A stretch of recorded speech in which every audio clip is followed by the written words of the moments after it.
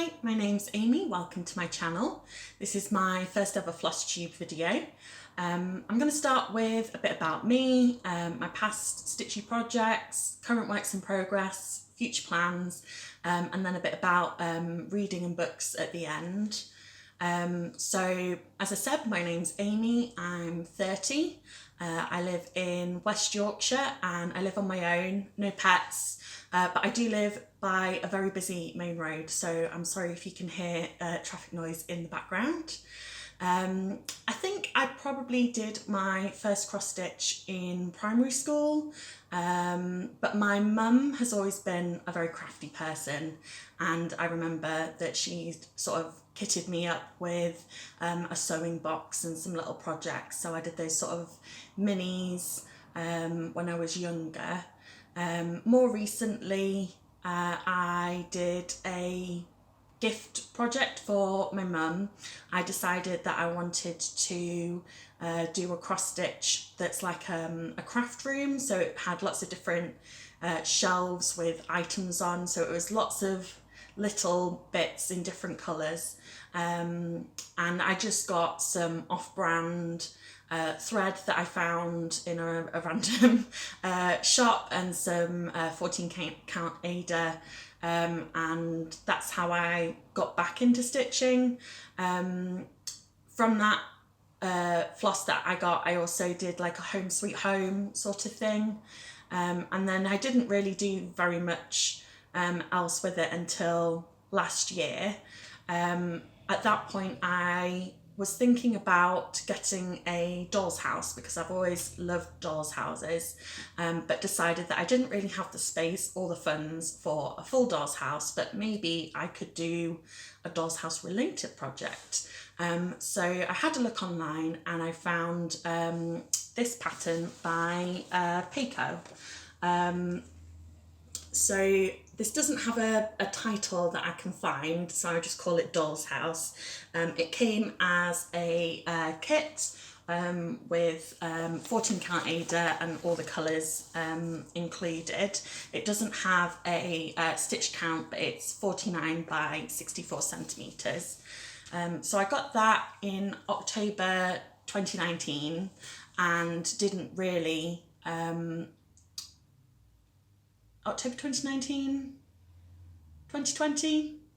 October 2020, but didn't really start stitching on it seriously until 2021, beginning of the year. And then I was determined that I was going to finish it within the year, which I did manage to do. So it is finished. Here it is. So I really love this.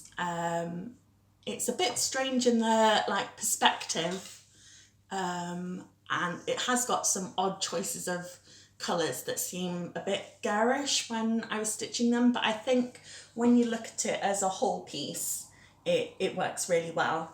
So I've ordered a gold frame to try and frame it myself, but it's gone to my parents' house by mistake, so I'm just waiting to be able to frame that one. Because I was working on it for a whole year, I think I probably need to wash it, but I'm a bit hesitant to, because I don't know what kind of thread was used, whether it's good enough that it won't run. I don't want to ruin it, so I probably will wash it very carefully, but I need to research how. So if anyone has any advice about that, that would be appreciated. So I really wanted to get this one finished by the end of the year so that I could start a big new project for my 30th birthday, which was in December. And I have always loved pictures and paintings of women reading, so I collect postcards of them. It's just something that really appeals to me, and I thought for my 30th birthday I'd get a nice big project that was a picture of a woman reading, and it would be like a multi-year thing that I could work on, and I wanted it to be full coverage. So I found this pattern on Etsy.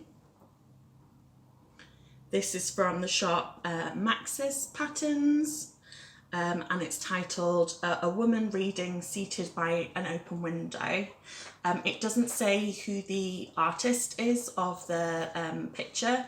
The person's Etsy shop has lots of these kind of existing paintings that have been turned into patterns. And the design of this one, I don't know if you can see, it's very sort of, it's impressionist, abstract anyway. So I thought that that would work quite well with being turned into sort of like a pixelated picture. So yes, so I got that one. I'm doing it on 14 count Magic Guide DMC Ada. The stitch count's 310 by 400 and there's 102 colours. I'm doing it in all the called for DMC. So this is what I've got so far, and this is the size of my fabric. So let's see if I can show you. This is what I've got done, and I'm doing it cross country, sort of page by page, but I cut a length of thread and then I do that colour until my thread runs out, and then I pick another colour, focusing on one page. So I've completed the first page, which came up to about here. So that was the first page. And now I'm working on the second page. And I don't know if you can really see how it's just all confetti. And I don't think I realised when I picked the pattern just how time intensive that would be. And I don't know, I think when you step back and you look at the whole completed picture, it will look nice. I do still think it's going to turn out well, but just working on this section, I mean, it doesn't look like anything at all. This is just sort of the flower design on the sort of wallpaper, so it's this bit here. So I mean, it does look like the pattern, but you just can't, it just looks like a load of colours. So I mean, I love the colour palette of this, all the sort of blues and purples and pinks. That's very me. So I do like that, but I don't know. I don't know if I should show you my back because it is an absolute mess, but also I don't know if that's sort of expected with this kind of full coverage where it's quite confetti. I'll show you and you can tell me if you think it's awful and I'm going to regret this. But so I've tried to keep it fairly neat, but then I have got some stretches where I come across because you've just got like the odd one or two. And I am starting to worry a bit that might cause the fabric to warp or cause me issues when I'm framing it. Do I need to be more careful? I'm not sure. It already takes me so long to do it when I'm stitching that I've just, maybe I'm being a bit slapdash. So when I bought this, I was sort of justifying the cost of, you know, a big piece of fabric and 102 colours that I was buying. You know, I didn't have any stash, by saying, oh, well, you know, this is gonna last me, you know, one initial purchase, it'll last me 2 years of entertainment. Because that's sort of what I think. I think I originally said 5 years, maybe that's more realistic, 2 to 5 years. I sort of want to do one page a month, and that would take me to, oh, I've forgotten how many pages there are, but about 2.5 years, I think, if I did a page a month. So if I was just working on this, then I think I would be able to do that. And I do like it enough to keep going, I think. But because I was stitching on this, I started watching Flosstube, and I suddenly discovered people working on lots of different projects at once. So up until this point, I'd just been a monogamous stitcher, and that was the idea, is that I just have one project. But I felt like I was missing out. So I wanted to get some different projects that would sort of be a bit of a break, be something a bit different from just doing this full coverage, heavy confetti sort of thing. So the next thing that I bought was this one. So this is from Cross Stitch Kingdom. It's called Harebell Flower Fairy, and this one came as a kit with 14 count white Ada and 30 colours of DMC, and the stitch count is 124 by 175. I have made a bit of a start on it, and I don't know how I feel about this one. I feel like it's been a bit of a battle just to get to this place, because I did originally get a pattern, just a pattern off Etsy, and I'm not quite sure which store it was, which was the same Harebell Flower Fairy, but then when I looked at it, it was, when I actually downloaded the pattern and looked at it, I thought, well, this is going to be no different from my big one reading pattern. It's still lots of confetti, full coverage, quite a complicated stitch in terms of that. Like, it wasn't going to be the break that I wanted. And I think my problem was that I spent an awful lot of time online trying to find a legit copy of a version of this design that was in a cross-stitching magazine in about 2012, and I could see an image of it on Pinterest, but I couldn't find the actual pattern. And then I found this kit online, and I somehow in my head got them conflated, and I thought it was a kit for that pattern, and it wasn't. So this is a sort of, it's a very pixelated type of pattern again, whereas the one that I really wanted was much simpler and it had back stitching. So when I was getting it out and I looked at the colours as well, they're all very cream and brown. There's only one purple, and really I was wanting something more colourful.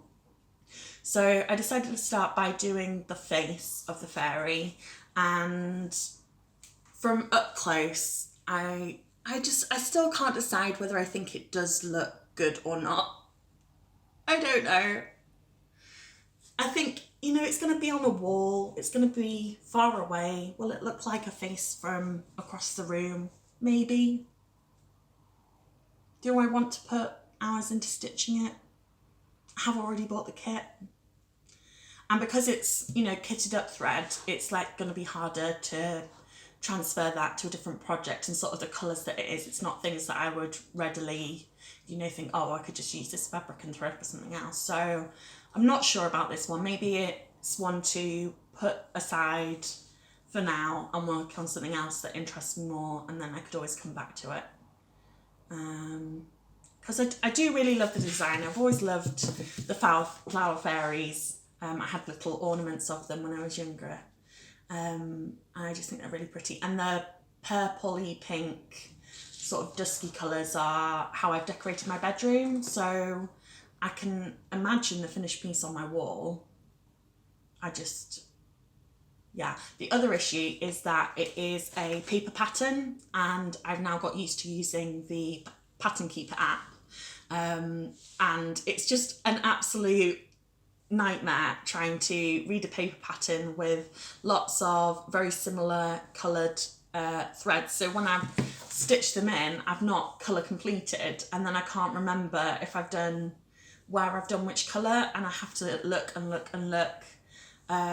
So it was taking me such a long time just to do a little bit. So yeah, I'm not really in love with this one, but maybe for another day.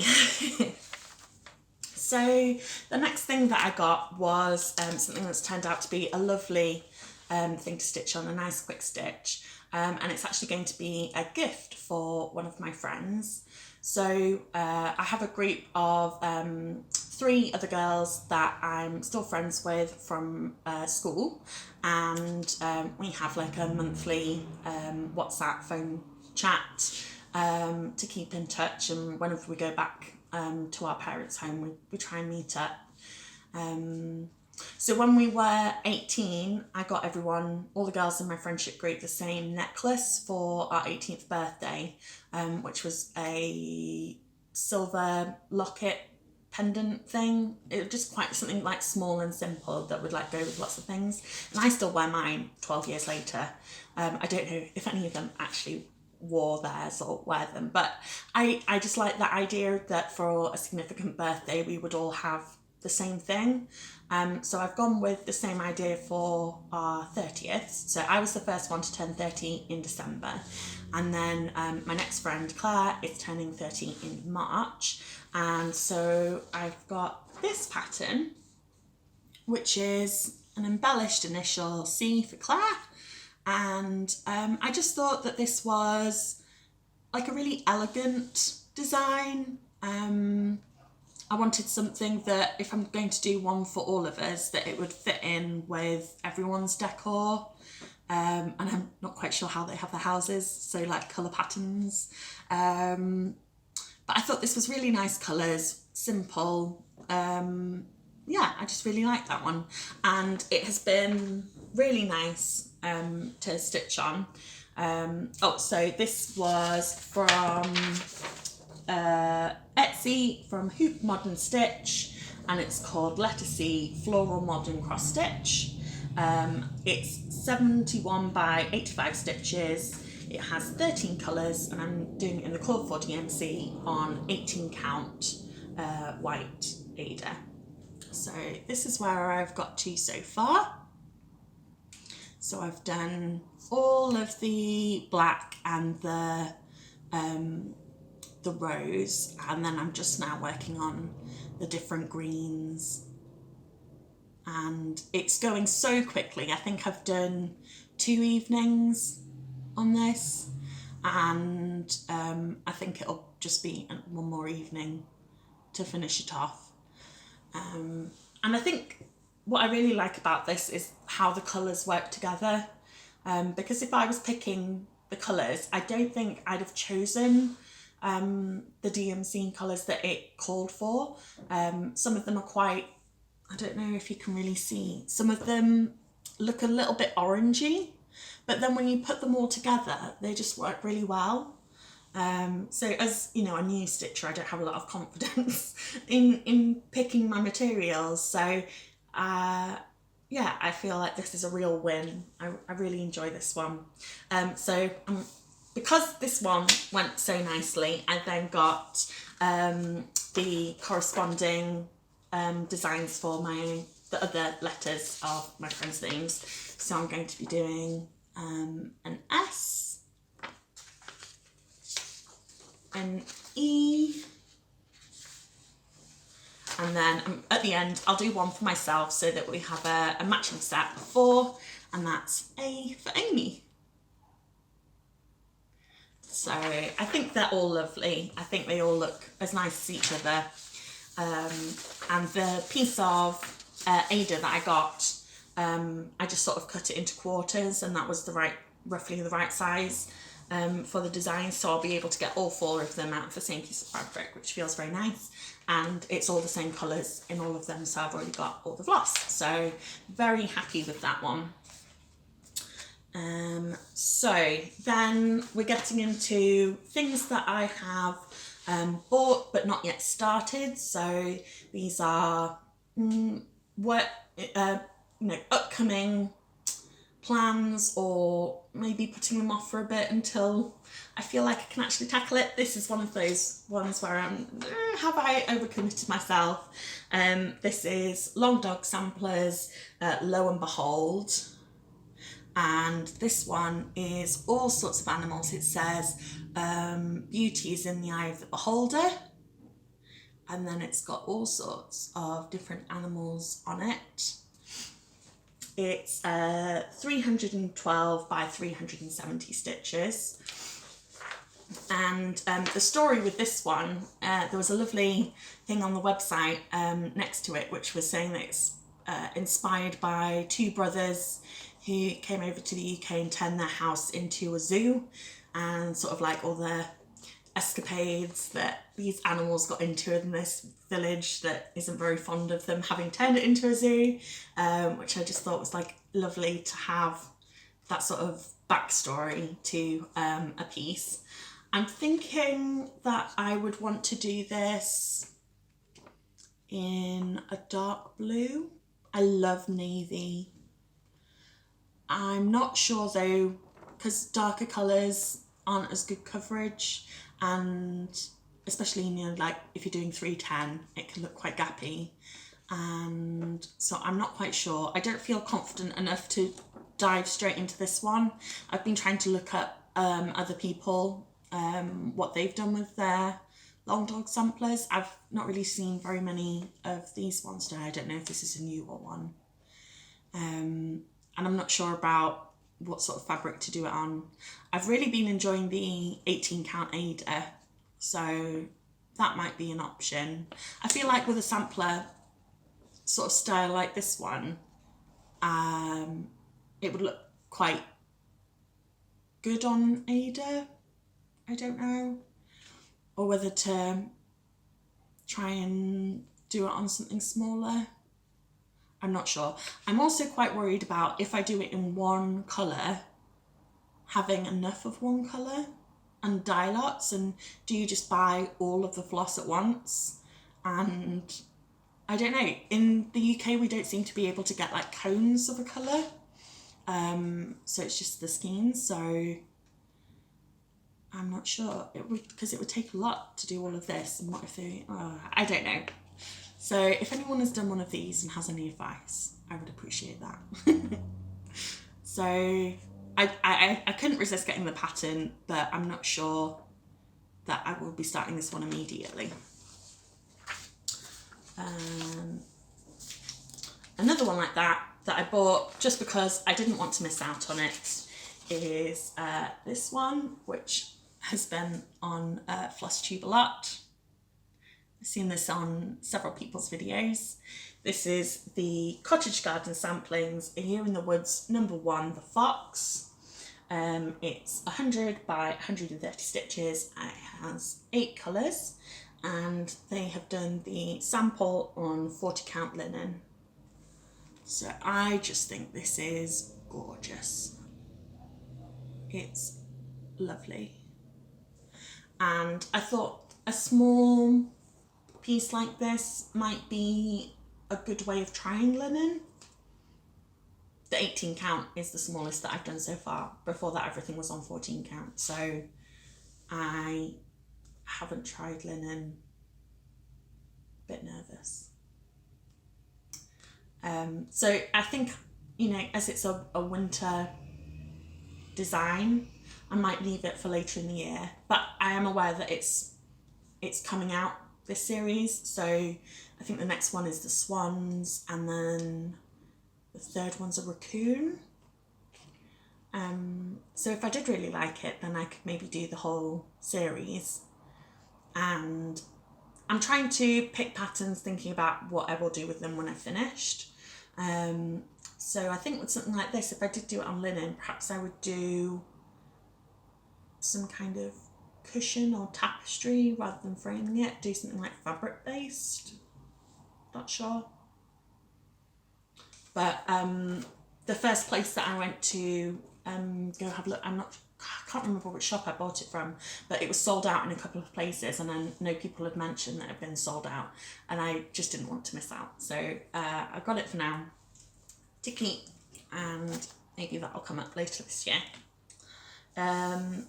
One that I feel definitely more equipped to handle is this one. This is Bothy threads, snowy stack, and this came as a kit. It's on 14 count pale blue Zweigart. It's, I don't think it has a stitch count. It's finished size is 22 by 29 centimetres, and it has 16 colours that are included in the kit. So you've got your polar bear, your hedgehog, deer, fox and a rabbit. And then there's some little sequins that are included, like for the hearts on here. And I was thinking what I might do with this one is have this as the centerpiece of a advent calendar. So I'm thinking maybe dark blue or dark green fabric around the outside with little pockets, and maybe I'd put numbers on them. Maybe I'd just leave them blank, not sure. And then you could just put little chocolates or sweets in each of those, and do it as sort of where it's like a hanging, where you have like the stick. Don't know what it's called. I think that would just be a really lovely way to finish it off. And my Christmas decorations are all sort of woodland themed so far. I've only had my own Christmas tree for 2 years, so I haven't bought many decorations, and to try and prevent myself from just buying everything, I'm limiting myself to just buying one new thing per year, and it's on a woodland theme, so that would go really lovely. So yeah, it's just really cute, and I don't think that'll take me very long to complete, with it being on 14 count, and it's, you know, all the backgrounds, the Ada, so you don't have to do all the background. And then the last pattern that I've bought is, well, there's a bit of a backstory to this one. So I have recently been reading a book called A Single Thread by Tracy Chevalier, and I was reading it because I bought it for my mum for Christmas. And I bought it for my mum for Christmas because on the back it had a picture of some gold stalk scissors, and I think lots of people have these scissors. I've got a version of them that are multicoloured. So I'd bought her a pair of these scissors, and then I saw this book with the scissors on. I thought, I have to get the book as well. The book's about a woman in her 30s, in the 30s, so 1930s. It's after the First World War, and this woman has lost her fiance in the war and her brother. She is very much treated as a spinster, but she's managed to escape her overbearing mother and move out to live in like a boarding house. And as a way of trying to make friends, she joins this embroiderers guild that are making items for Winchester Cathedral. And this is based on a true story, because Winchester Cathedral does have a collection of items that were made by an embroiderers guild. And I absolutely loved this book. I raced through it, and I really enjoyed the sort of crafty element to it as well. And I always enjoy a female focused novel as well, especially when it's written by a woman as well. And so I'd given this book to my mum for Christmas, but hadn't read it. So I finally got round to reading it, and I was sending an email to my gran to let her know that I'd been reading this book, and she replied with an email, and in it she sent me a poem. And she said that me telling her about this book had reminded her of this poem that was her party piece when she was younger. She got it from this old book, memorised it when she was quite young, and then would recite it to people as a party piece. And it's called The Green Lady by Charlotte Druitt Cole. And it is just such a perfect poem. I just have to read it out to you so that you can hear it. I'll try and project. So it's The Green Lady. A lovely green lady embroiders and stitches sweet flowers in the meadows, on banks and in ditches. All day she is sewing, embroidering all night, for she works in the darkness as well as the light. She makes no mistake in the silks which she uses, and all her gay colours she carefully chooses. She fills nooks and corners with blossoms so small, where none but the fairies will see them at all. She sews them so quickly, she trims them so neatly, though much of her embroidery is hidden completely. She scatters her tapestry, scented and sweet, in the loneliest places or 'neath careless feet. For bee or for bird folk, for children like me, but the lovely green lady no mortal may see. That's just so lovely, with all their sewing and embroidery imagery and flowers and everything. So when I'd seen that she'd sent me this poem, I immediately thought, well, I have to do something with that. I have to find a pattern or turn the text into a cross stitch or something. And I was looking around searching like Green Lady, Mother Nature, Mother Earth, things, you know, Flower Meadow, things like that, to try and find a pattern that I thought would go with this poem. And I cannot believe the one that I found, because I feel like it just goes so well. This is from Tiny Modernist. It's called the Stitch Goddess. And I don't know if you can see, but she is holding thread and scissors. She's underneath, you could see this as a sun or a moon. So she stitches in the day and at night. And then she's standing on a carpet of flowers. And I thought that I could, instead of doing this dress in cream, I would very easily just switch it out for a pale green, and then she would be the Green Lady. And yeah, I think this is gorgeous. It's 142 by 184. It has 20 colours, and this sample is stitched on 28 count linen 2/2. So maybe this will be my entryway to linen, because if I understand correctly, if you do 28 count 2/2, that's the same size as 14 count. Is that right? I think so. So I absolutely love this and the colours, and I think doing it on blue fabric would be really nice as well. So yeah, I'm not sure if I would do the wording of the poem on it as well. I thought I could possibly do it, you know, a bit above and a bit below, or I could move this sort of border outwards and do, you know, some lines here.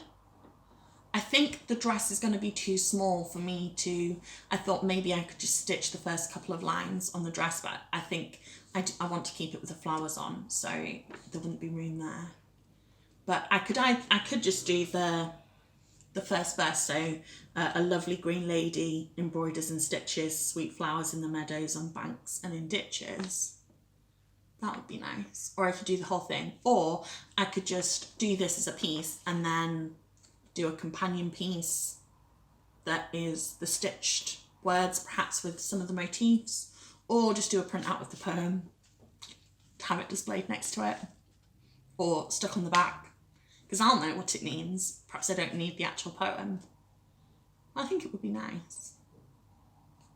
But yeah, I've never heard of this poem before. When you Google it, it does come up, but it doesn't seem like it's a very popular poem. But I can imagine, you know, there'd be lots of lovely cross-stitch or embroidery designs that could use that poem. But I've not seen any examples of it. So those are all my patterns that I have bought recently, and things that I'm working on and plan to work on soon. The only other things that I have are some minis from the cross stitching magazine that I've had a trial to. But because they're not like for anything in particular, I've not really been tempted to start them. I think I really enjoy the process of cross stitching, but I also want to know what I'm doing it for and how I'm going to be using or displaying the finished item. So I do really enjoy seeing on Flosstube things that people are doing and starting new things all the time. So yeah, maybe that'll change. So in terms of like plans for this channel, I was thinking that I probably wouldn't have enough progress in my stitching to do a weekly update. So possibly a fortnightly, monthly update, something like that.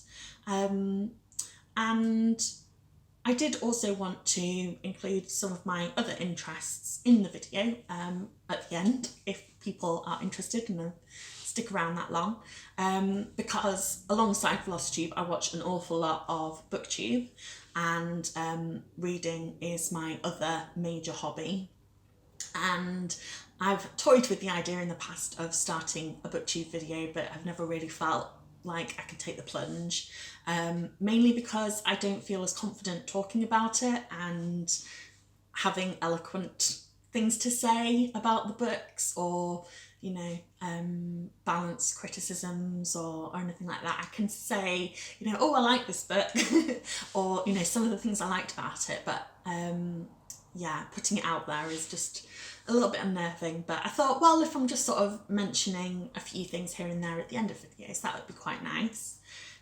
So a bit of like context on my reading. In 2021 I read 67 books, so that's fairly average for me. So like a book a week is very achievable for me. So this year I'm trying to challenge myself to read 100 books, and I'm doing that through two different challenges. The Pop Sugar Reading Challenge, which has 50 different prompts, and a lot of them are themed around it being 2022, so things that are in pairs, twos of things come up quite frequently in the prompts. So I'm working through those, and then I'm also doing another reading challenge, which is the 52 Book Clubs Reading Challenge, and that's 52 prompts, and they're varied, again, lots of different things. But that one I'm going to try and complete purely through library books. So once a month I'll go to the library and try and find 4 books that meet the next prompts on the list. And that's been surprisingly difficult so far, because you can't always tell from the cover and the blurb whether a book is going to contain some of these prompts or not. But I've sort of managed to do it so far.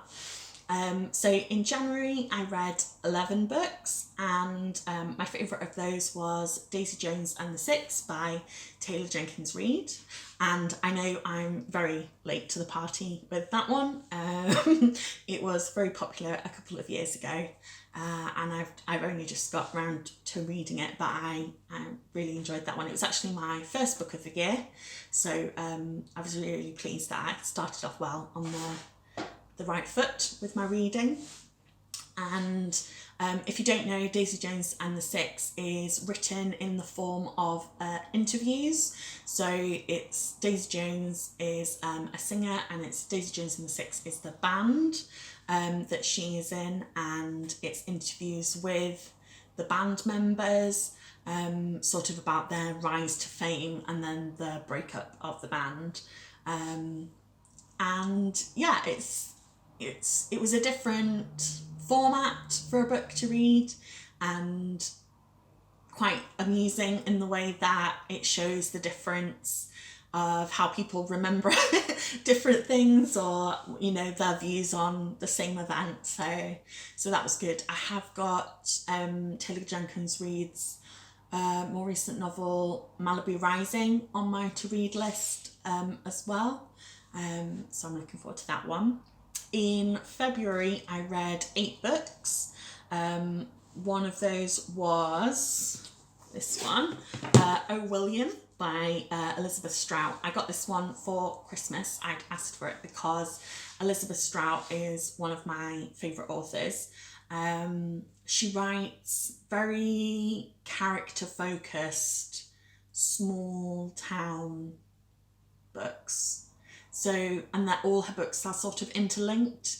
So characters are referenced or pop up, you know, in an anecdote in other books. And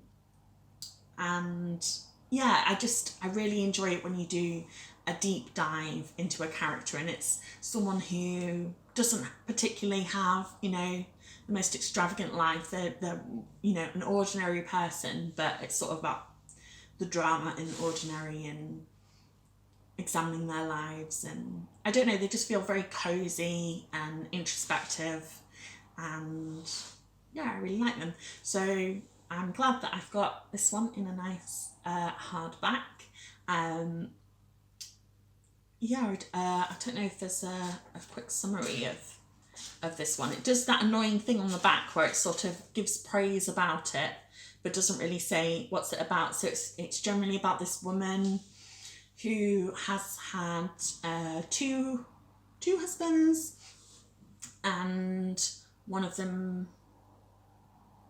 Oh no, here it is. Okay, I'll read you the blurb because my summary of it would be all over the place. So it says, Lucy Barton is a successful writer living in New York, navigating the second half of her life as a recent widow and parent to 2 adult daughters. A surprise encounter leads her to reconnect with William, her first husband, a long-time on-again, off-again friend and confidant.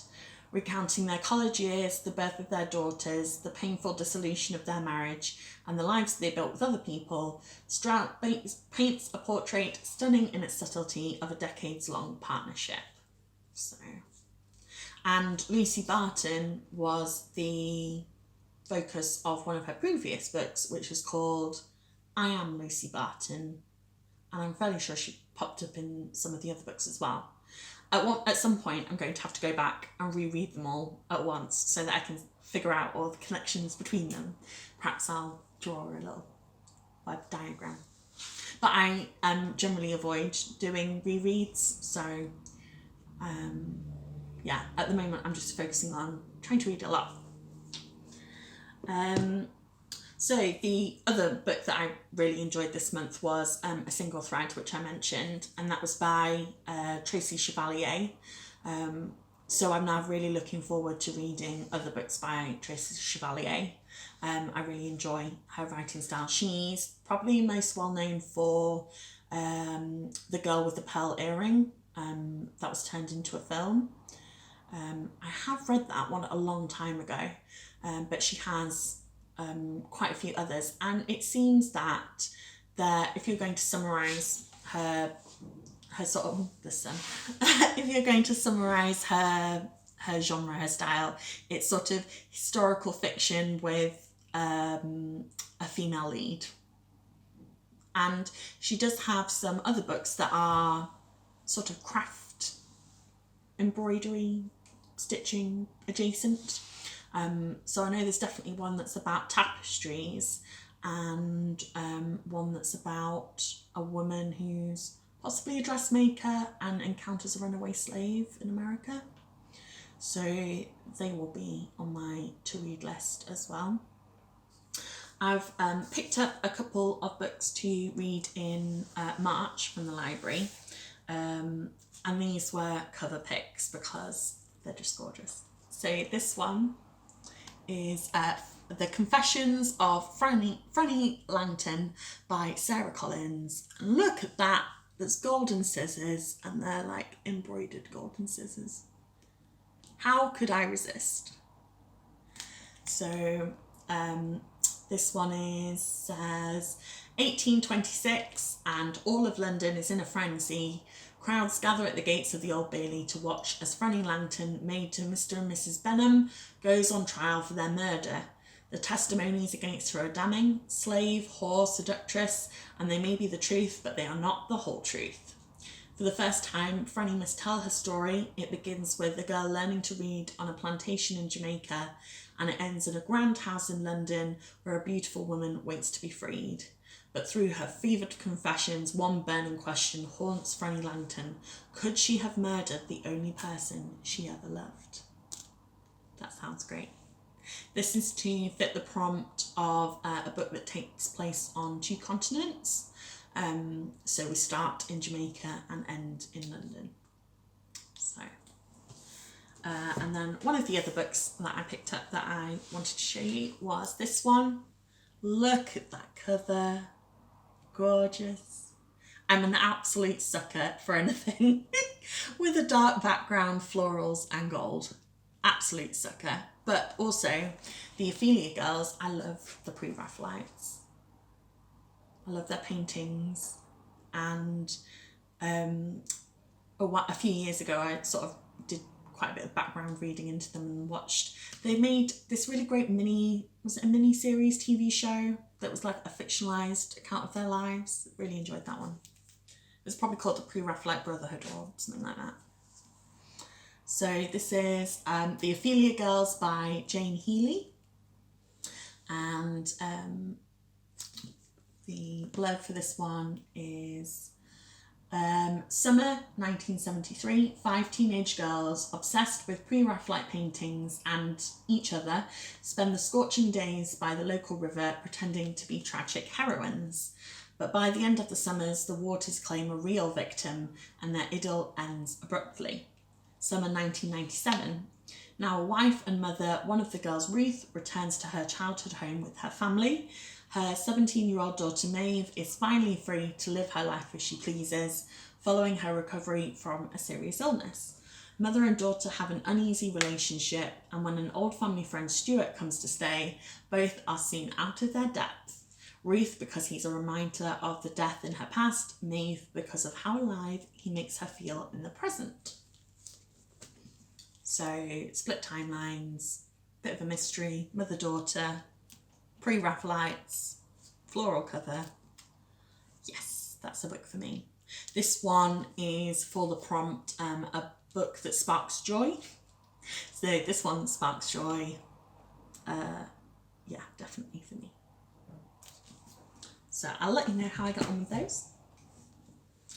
And yes, I think so. That was all the book related things I wanted to talk about. I think my next video on this channel is going to be a come browse with me, come shop with me of local craft shops and charity shops in Wakefield.